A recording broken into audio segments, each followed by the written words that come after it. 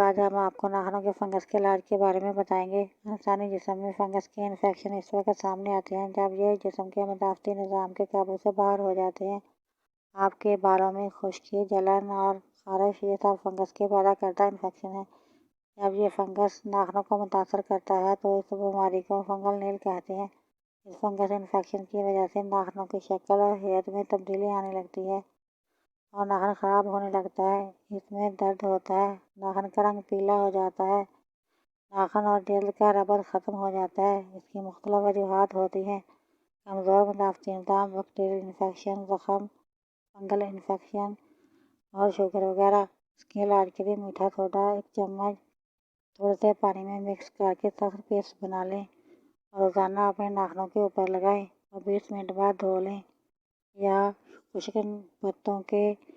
خشک نیم کے پتوں کا پاؤڈر، ناریل تیل اور ہلدی کا پاؤڈر پانی میں مکس کر کے سخت پیسٹ بنا لیں اور روزانہ اپنے ناخنوں کے اوپر لگائیں اور تھوڑا سا ناریل روزانہ کھائیں اور روزانہ صبح شام اپنے ہاتھوں کو صابن سے دھوئیں۔